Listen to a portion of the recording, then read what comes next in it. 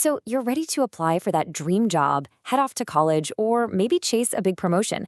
And then it hits you. You need your official Texas GED transcript. It is absolutely crucial. In Texas, passing those exams gives you a certificate of high school equivalency, which is literal proof that you've achieved the exact same level of knowledge as a traditional high school graduate. But how do you actually get your hands on that document? Well, let's dive into this action-oriented explainer on securing your Texas GED transcript.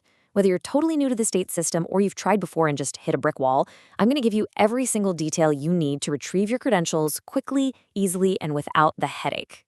Now, if you're thinking, I'll just call up the state, request my records, and have them mail a copy directly to my employer or a university, you are going to want to rethink that strategy. It's super common to assume the process is exactly the same as getting a regular high school diploma, where you just call the local school district. But high school equivalency records in Texas, they are maintained completely separately from traditional graduation records.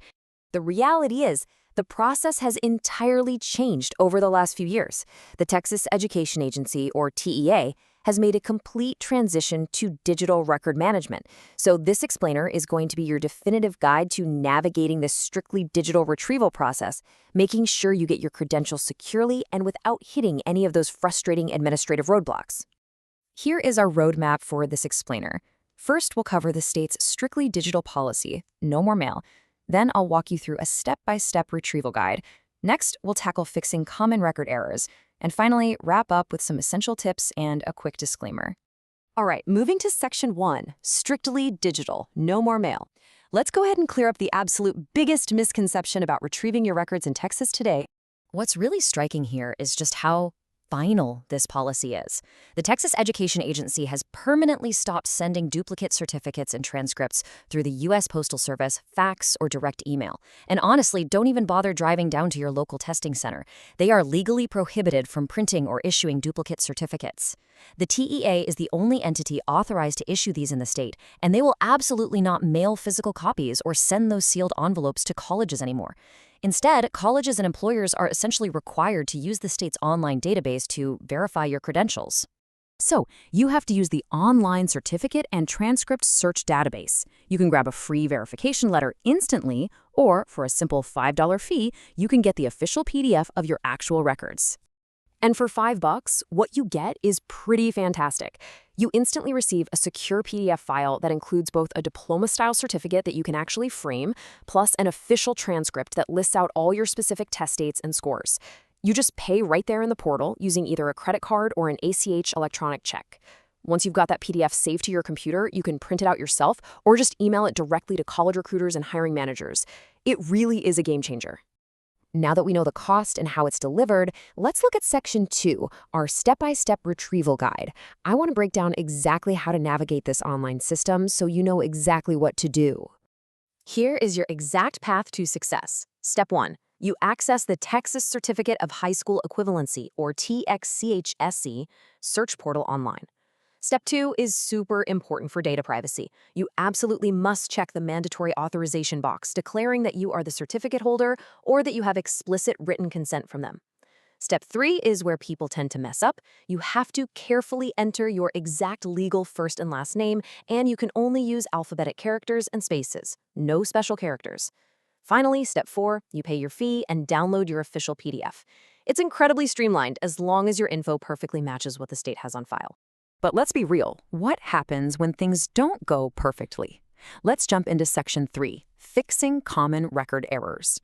What if you search and get a huge red "no records found" message, or your birth date has a typo? Don't panic. How you fix an error actually splits based on exactly when you took your test. Think of it like two different eras. If you tested before January 1st, 2014, the TEA still has direct administrative control over your historical records. You'll need to submit a secure ticket through the TEA help desk and upload a scan of a valid driver's license or state ID. But if you tested after January 1st, 2014, your data is managed by external test vendors, so you'll need to contact your specific vendor directly, like the GED testing service, for example, to request that correction. Once they fix it on their end, it magically syncs right back to the state's database. Now, if you have an older record, it might be filed under something called a file ID rather than your social security number.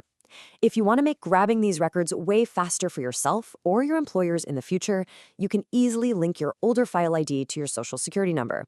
Just submit a secure help desk ticket with high-resolution scans of your Social Security card and your valid photo ID.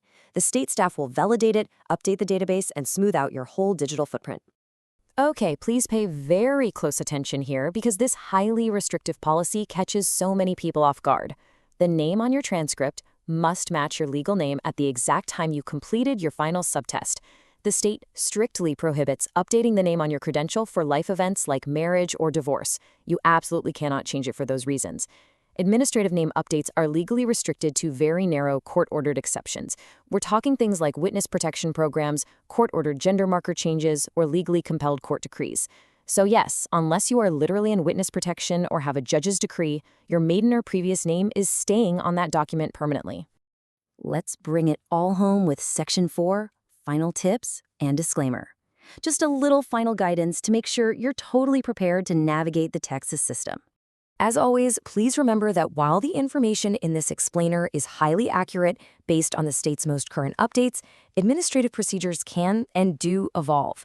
You should always verify the very latest details, fees, and rules directly through the official Texas Education Agency help desk and the TCHSE portals. And hey, if you ever get stuck and the search keeps saying no records found, remember that the TEA help desk is your direct lifeline for submitting a ticket and getting a manual record search.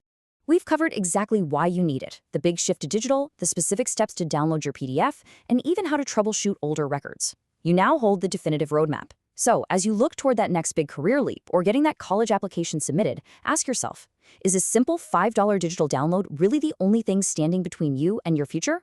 Log on, get the proof of the hard work you've already put in, and take that next step.